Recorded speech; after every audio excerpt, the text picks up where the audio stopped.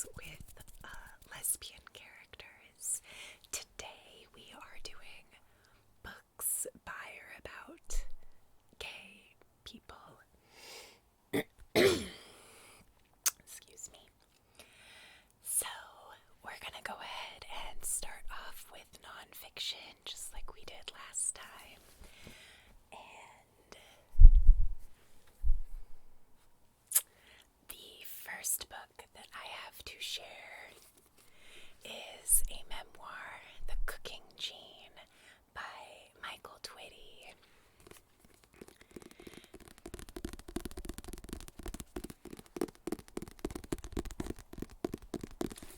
So this book, if you are into food memoirs, you will absolutely love this book. It is about Michael Twitty is Black, Jewish, and gay, and he works like doing historical reenactment in the South. So there is a lot of layers going on in this book, but the food descriptions are absolutely amazing. This book actually has recipes in it, and I have tried a couple of them, and they were quite good. I love a food memoir, so to me this was a most excellent book. To be honest, him being gay doesn't really affect the story nearly as much as him being a black man who lives in the South, but it is part of the story. There is an absolutely delightful chapter in here about his boyfriend in one of their reenactment moments. But I think that I love stories that are about gay people, or queer people in general, where their queerness is not the only fact of their personhood. So the fact that he can be a gay man and his autobiography does not center around like a traumatic coming out or being bullied for being gay, to me is amazing. That means that we are making progress in the right direction, despite the way that it can feel sometimes with the anti-trans legislation and the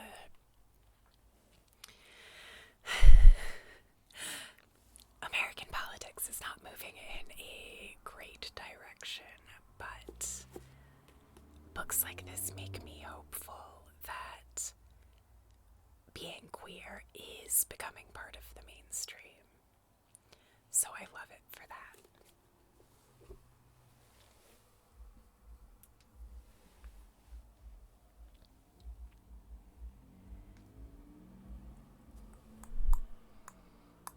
So the next book that I want to recommend is also a memoir, All Boys Aren't Blue by George Johnson, who uses they, them pronouns.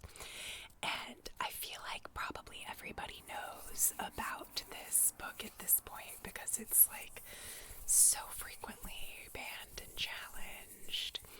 You know, it's up there with genderqueer in terms of like polarizing. But it is an excellent book. The reason that it frequently gets banned or challenged by parents is that it does have like pretty explicit sex in it.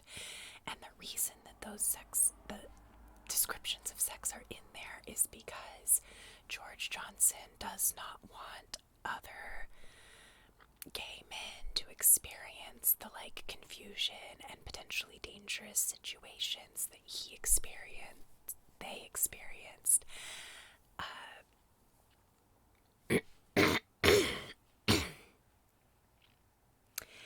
So it's not in there to be titillating, it is in there to be educational, and it really drives me nuts that there are people that think that queer kids kids don't deserve access to sex education. It's really what it comes down to. So, I got All Boys Aren't Blue from the library very intentionally, but I do want to buy a copy because it is one that I am going to want to read over and over because it is really, really good. Just an important piece of literature. So my last nonfiction is Homie by Danez Smith, who also uses they, them pronouns.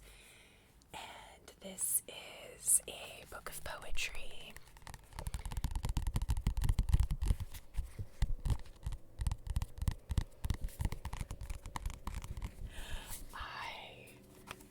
I really liked it.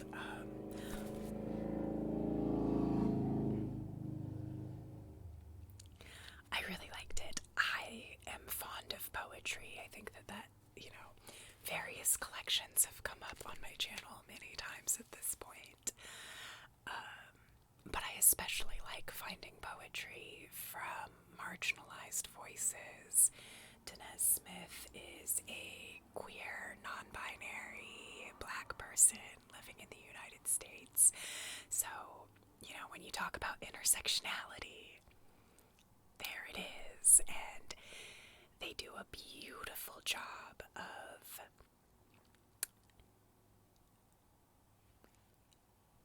exploring that, but not drowning in it, if that makes sense. I hope that makes sense. So moving on to young adult options, but sticking with poetry. The Black Flamingo by Dean Atta.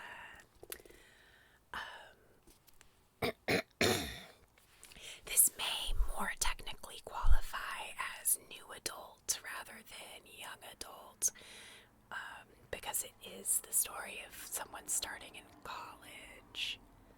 But I feel like that's kind of splitting hairs. It's got more of a young adult feel to it, more than it has an adult fiction feel to it.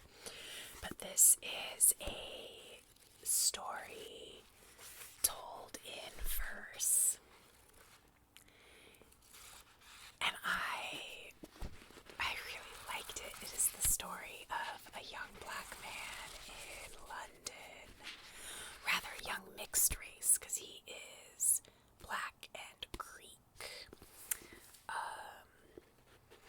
And part of it is him exploring his Greek heritage.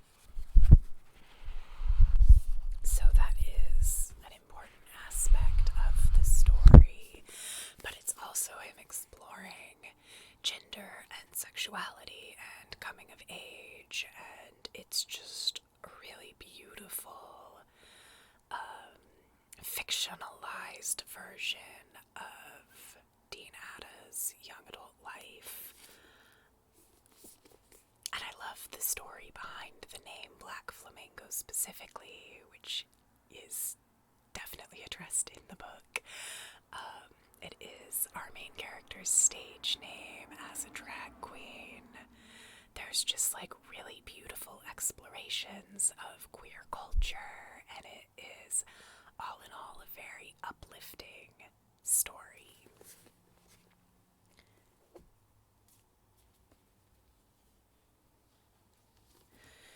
In complete contrast to that, we have The Taking of Jake Livingston. Now, I loved this book, but it scared the living daylights out of me. So I am easily scared by ghost stories. This is a ghost story. There is a possession in it. I think maybe it's my Catholic upbringing, but that's the sort of thing that just scares the bejesus out of me. So, yeah, this book was terrifying to me despite being young adult.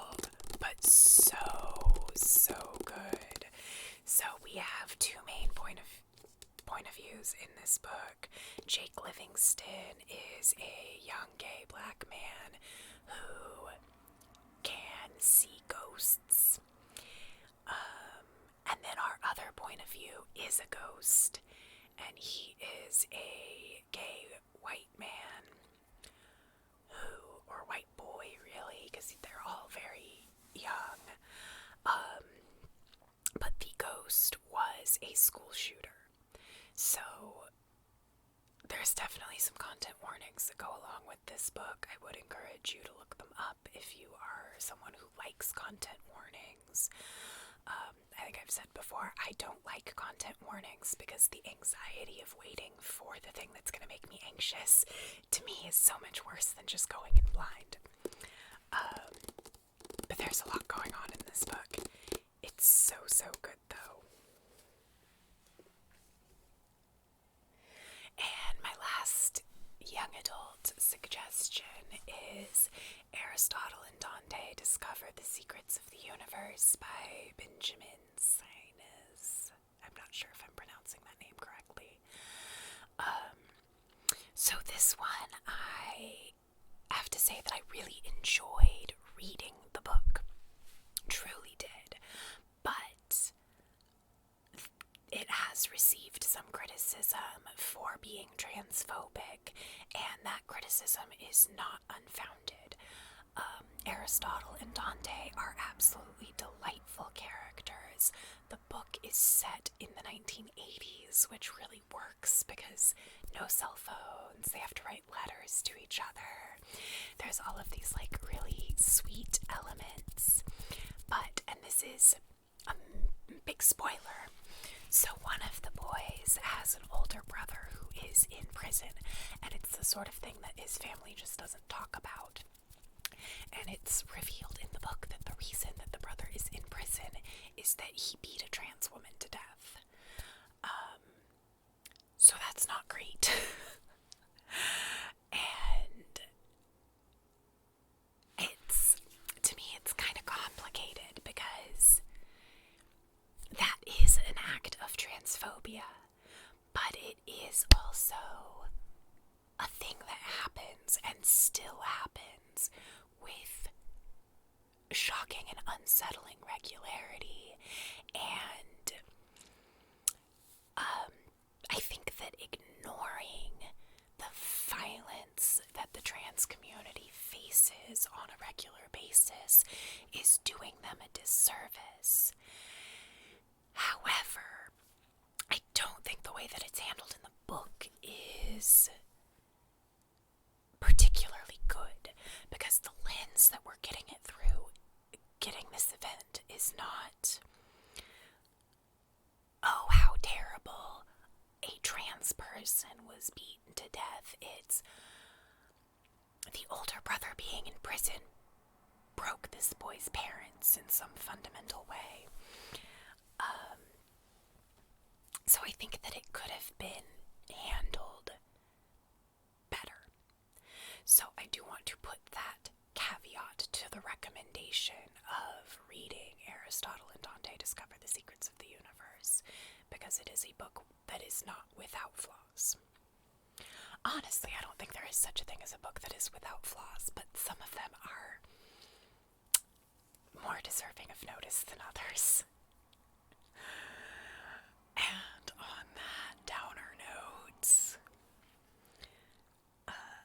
filming these videos, one of the things that I realized about my own taste in books is that I tend to go a little dark in young adult, because for some reason I think that it's going to be like less intense than in adult fiction, and I am frequently wrong. But a lot of my young adult picks are dark, whereas my adult fiction reading tends to be like a little bit lighter. So we're going to move into the romance recommendations. And the first one that I want to recommend is Boyfriend Material by Alexis Hall.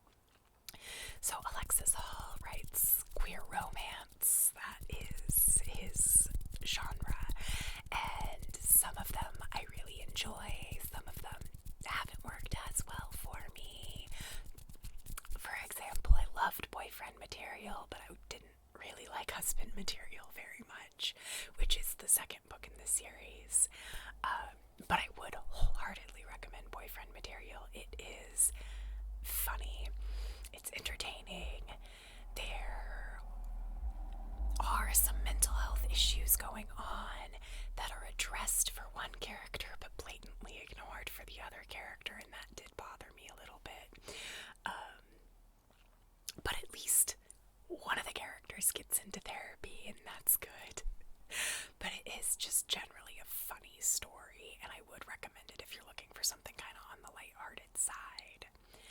The other romance recommendation that I have is Book Boyfriend by Chris Ripper, who uses Caesar pronouns. And Book Boyfriend, again, is not without its flaws. But I was entertained. So the premise on that one is it's friends to lovers, and these two friends, one of them is completely in love with the other one and doesn't know. He was brought up very waspy and he doesn't know how to express his feelings. So rather than just have a conversation with his friend, he writes a romance where he makes the character do all of the things that he wishes that he could do, and he keeps it a secret from his friend that he wrote this book so that he can grand gesture. And the thing that I really liked about this is that typically in a romance book, the grand gesture would go really well. This book is like super self-aware and breaking the fourth wall kind of humor, and that really entertained me quite a bit. In terms of character development, it's just okay, but the humor was there for me. So moving on to some classic gay recommendations. We have The Picture of Dorian Gray by Oscar Wilde. I love this book. I read it for the first time in junior high, and I just think that the language is so beautiful.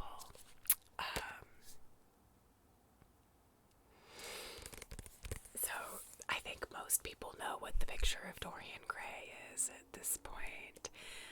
There's a lot of homoerotic subtext going on.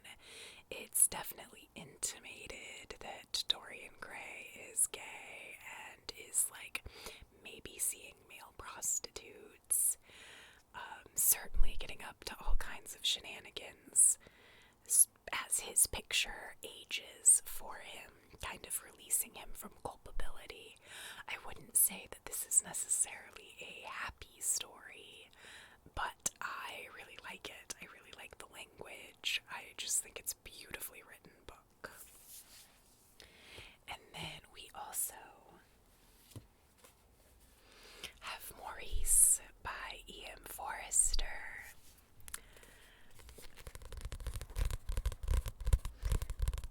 So this one is set in Cambridge during Edwardian. I'm not actually entirely sure when the Edwardian era is. I think it's before Victorian, might be just after. I don't know. I'm not British.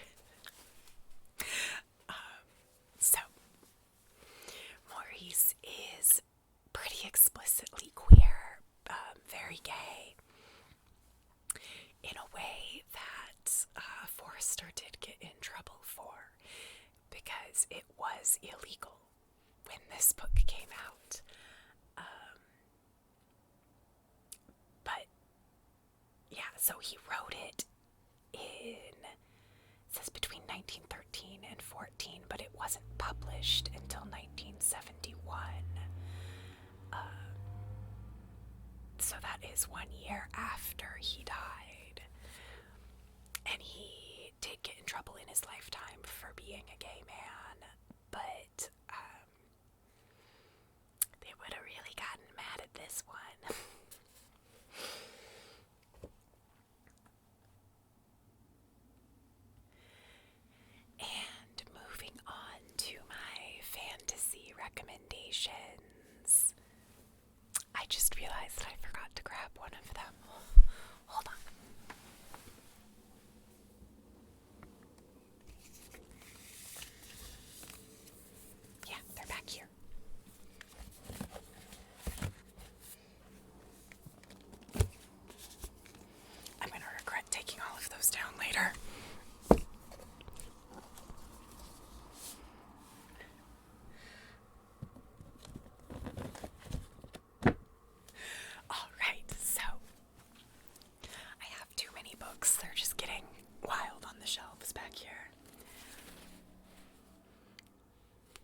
Magic's Pawn, Magic's Promise, and Magic's Price.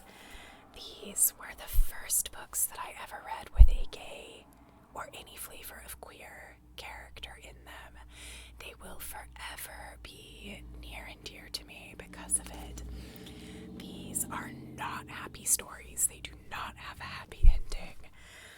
But to the, severely depressed queer teenager that I was, these were life affirming. So they are kind of a little bit on the dated side at this point, but I will always and forever love and recommend them. That's the hill I'm dying on.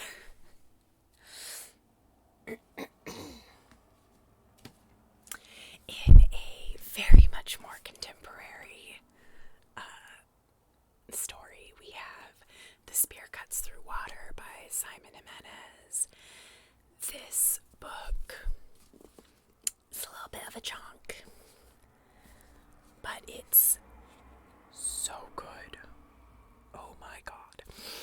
It definitely takes some work to read. The story is told in first, second, and third person, and there are nested narratives going on. Simon Jimenez is Filipino American and gay. This book is so homoerotic. I knew that Simon Jimenez was gay, but I wasn't sure if the characters in the book were when I picked it up. Just because someone is queer does not mean they are obligated to tell queer stories, although we love it when they do. But yeah, dripping with homoeroticism. Lots of young men wrestling with each other. Just truly a delight. But the story itself is amazing. It takes place over the course of 7 chapters and basically 7 days. And there's so many layers of magic and mythos going on. I almost don't want to say too much because I don't want to spoil it. I just want to say, this book takes effort. You have to be willing to put work in, but it's so worth it. Such a beautiful book. And now I'm really excited to read his debut novel, which was The Vanishing Birds. This is his second book. And flippin' amazing.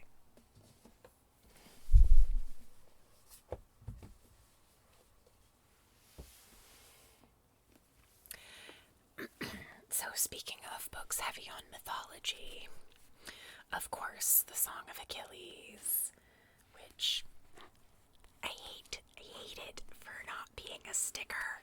I don't understand why they do that, but this is the one that Book Talk is absolutely in love with. To be totally honest, I liked Madeline Miller's book Circe more. The writing style for this one just didn't totally jive with me, and of course I am very familiar with the story of Achilles and Patroclus, and I knew what the ending was, and I kind of wasn't. This book took me a long time to get through because I wasn't really eager to get to that ending, because again, unhappy endings. And sometimes you just want queer joy instead. Song of Achilles is not a queer joy story at all.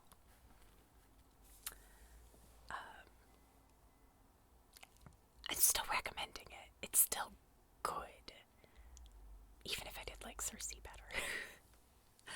But I like Greek retellings. That's a thing that really appeals to me. So, still pretty good.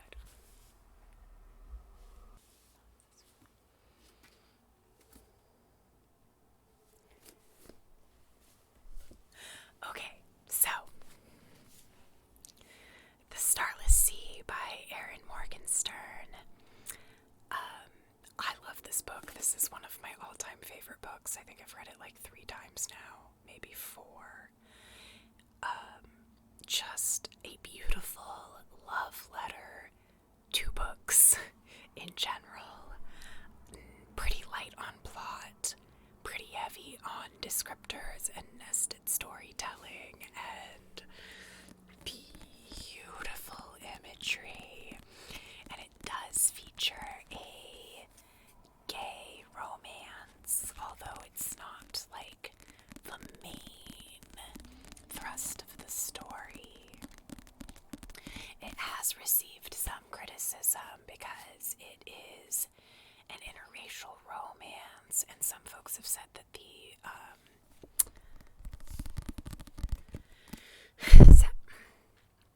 Zachary Ezra Rollins is our black gay man, and some folks have said that he doesn't really read as black and that it feels like tokenism. I obviously am not a black gay man, so I will defer to their opinions on that one while still saying that I love this book so much.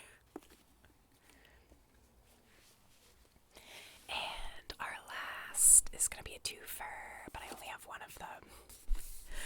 So, of course, I have to include The House in the Cerulean Sea and Under the Whispering Door, both by T.J. Klune,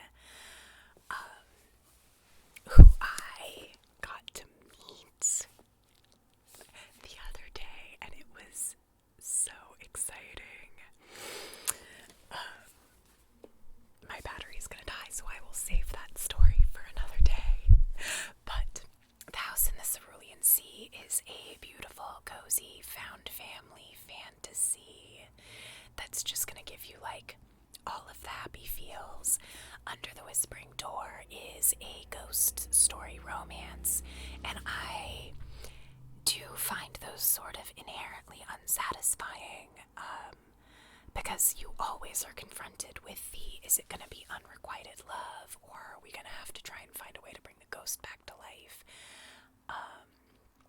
But having gone to a talk with T.J. Klune and hearing his story that he wrote Under the Whispering Door in his grief over his fiance's unexpected death, so I'm going to give him a pass for the ghost love story, because it is well written, and just because it's not my thing doesn't make it not good. So if you like sad stories and explorations of grief and ghosts, Under the Whispering Door might be a good one for you.